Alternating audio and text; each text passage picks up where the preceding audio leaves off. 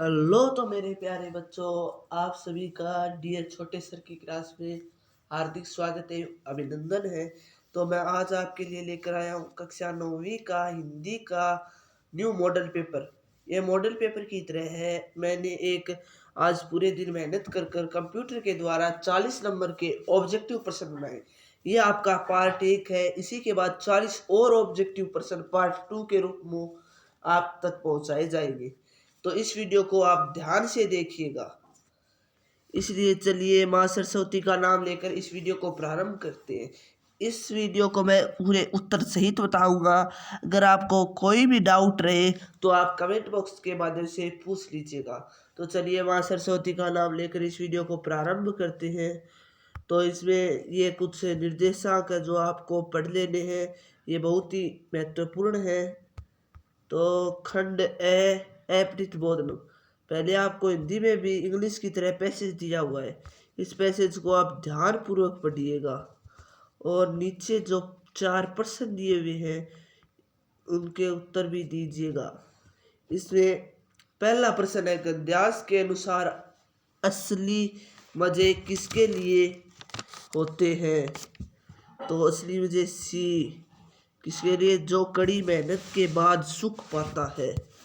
Question number 2, पानी का अमृत तत्व कौन पहचानता है? तो इसका उत्तर होगा डी। क्या हो? डी, जो धूप में मेहनत करता हो। तीसरा प्रश्न, तरलाई में कौन सा पढ़ते हैं? तरलाई में सी आई पढ़ते हैं। क्या है? सी आई पढ़ते। चौथा, उपर्युक्त गद्यांश का सर्वाधिक उचित शीर्षक। ए, मेहनत का महत्व। क्या होगा? मेहनत का महत्व। अगले प्रश्न में आपको ये एक पद्यांश दिया हुआ है जिसको आप ध्यान से पढ़िएगा। इसमें 5 से लेकर 8 4 प्रश्न और हैं जो गद्यांश से लिए गए। तो पद्यांश में उठकर का उपयोग किसे सूचित करता है? तो ए, क्या होगा? ए, मेरा उम्मीद। छठा प्रश्न है, पद्यांश में असफलता को दर्शाने के लिए किस शब्द का प्रयोग किया गया है? तो इसमें आपका प्रयोग किया गया है बी, डूबा।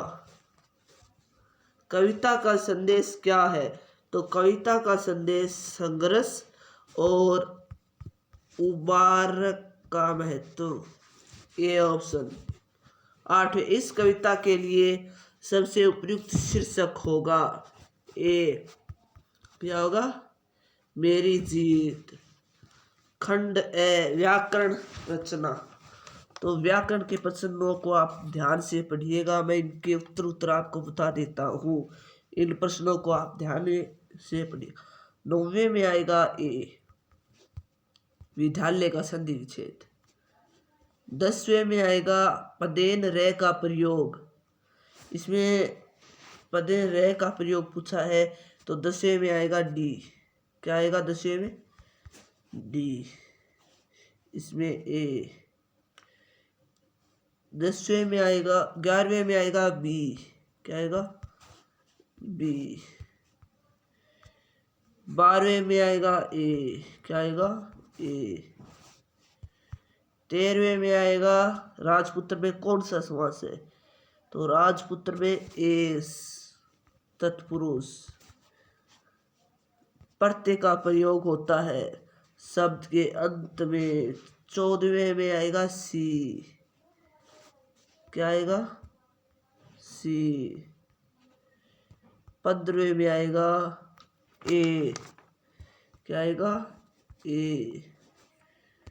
16वें में आएगा बी। क्या आएगा? बी। ये देख लेना ऊपर, ये रहा प्रश्न। साहिल ने अपने मित्र को जन्मदिन पर एक पत्र लिखकर बुलाया।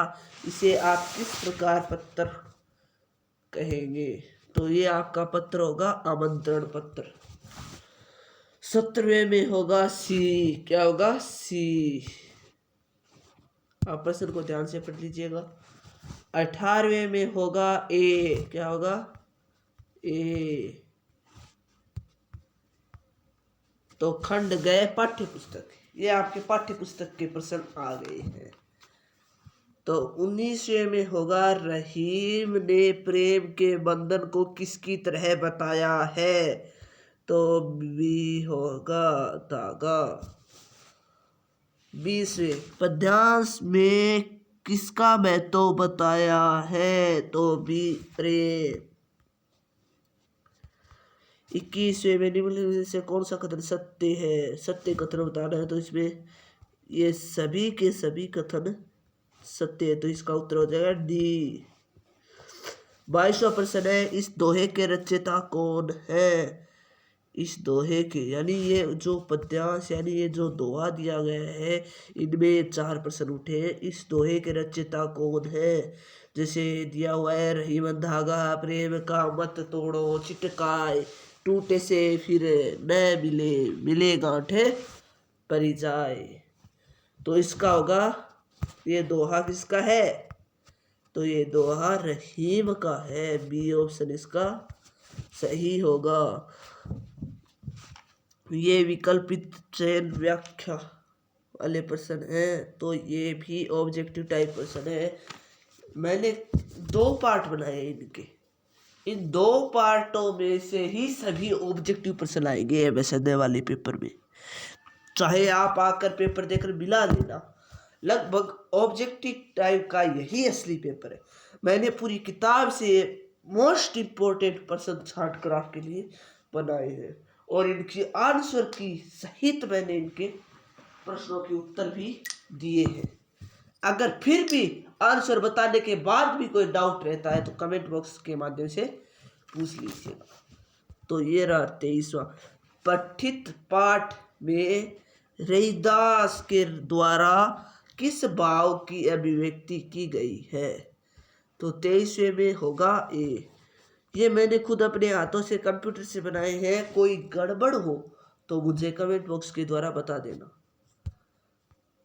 जब सूर्य की किरणें पत्तों से छनकर आती है और तोते के पंखों का स्पर्श करती है, तो तोता क्या करता है। 24वें का उत्तर होगा बी, क्या होगा बी, गाना गाने लगता है। 25वें में अग्निपथ कविता के अनुसार जीवन में कौन सफल होता है। तो इसका आंसर होगा 25वें का डी, क्या होगा डी। 26वें कवि का खुशबू रचते हैं हाथ से क्या अभिप्राय है। तो 26वें का होगा, क्या होगा 26वें का ए, 26वें का ए। ये आपको फिर से एक पद्यांश दिया हुआ है, गद्यांश। तो पहले आप इस गद्यांश को पढ़िएगा और नीचे 4 प्रश्न दिए हुए उनके उत्तर दीजिएगा। 4 नहीं 5 प्रश्न। तो देखिए, मनुष्य की पोशाक का क्या अर्थ, क्या कार्य करती है। तो 27वें का उत्तर होगा आपका बी। मैंने आपको 26वें का उत्तर बता दिया ना। हाँ, 27वें का होगा बी, क्या होगा बी। 28वें का होगा, आप इन पद्यांश के प्रश्न और इस पद्यांश को एकदम ध्यानपूर्वक पढ़ लीजिएगा। मैं आपको पद्यांश दिखा देता हूँ और ये रहे इसके प्रश्न। आप वीडियो को रोक कर प्रश्नों को सवाल पढ़ लीजिएगा, अच्छे से तैयार कर लीजिएगा, क्योंकि इन्हीं में से पूरे ऑब्जेक्टिव टाइप प्रश्न आएंगे। तो 28वां प्रश्न है, 28वें में होगा सी, क्या होगा सी। 29वें में होगा ए, क्या होगा 29वें में ए।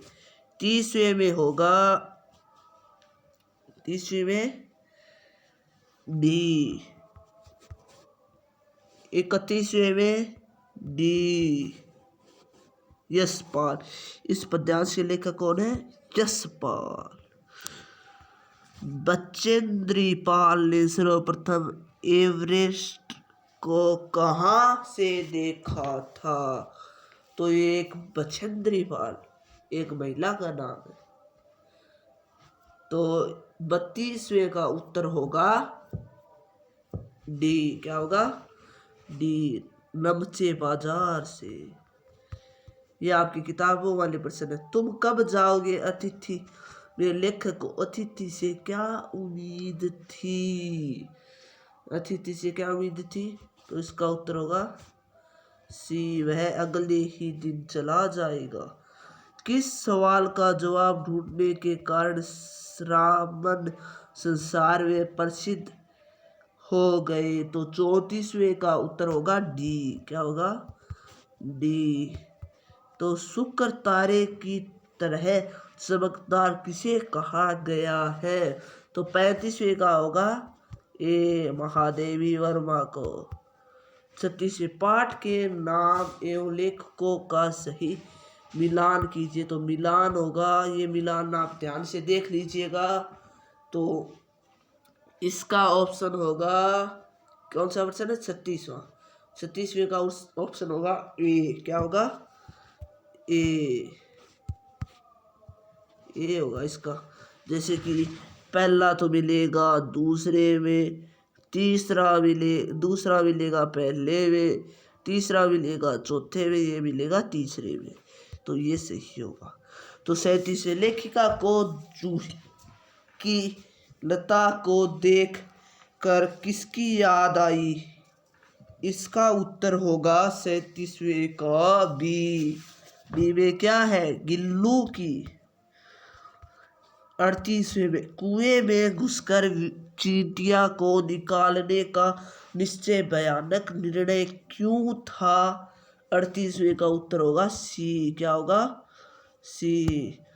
39, उन्नाकोटी को किस तीर्थ के नाम से जाना जाता है? तो इसका उत्तर होगा ए। क्या होगा? ए, ये रहा। तो लास्ट प्रश्न है 40वां, लेखिका के फिल्म देवदास ने देखकर क्या किया? तो इसका उत्तर है डी, किताब खरीदी। क्या खरीदी? किताब। ये लो आपके 40%, ये है आपका। अगर आपको ये उत्तर समझ में नहीं आए तो ये देख लीजिएगा पहले में सी। ये रहे आपके 40 के 40 उत्तर। समझ में आया? अगर आपको अभी भी प्रश्न, आप वीडियो को रोक कर आराम से प्रश्न देख लीजिएगा। ये है आपका पार्ट 1, PART, पार्ट नंबर 1। ये आपका पार्ट समाप्त होता है। अगले पार्ट के लिए चैनल को सब्सक्राइब कीजिए और वीडियो को लाइक कीजिए, जो कि सर्वप्रथम आप तक वीडियो पहुंच सके। अगला पार्ट 2, इन्हीं 2 वीडियो में से आपके ये 40 अंक के प्रश्न आएंगे। समझ में आया? तो वीडियो को ध्यानपूर्वक पढ़िएगा और देखिएगा। अगले वीडियो के इंतज़ार में रहिएगा। अगला वीडियो शायद मैं आज ही अपलोड करा दूँगा। इसी के साथ धन्यवाद। मिलते हैं अगली कक्षा में।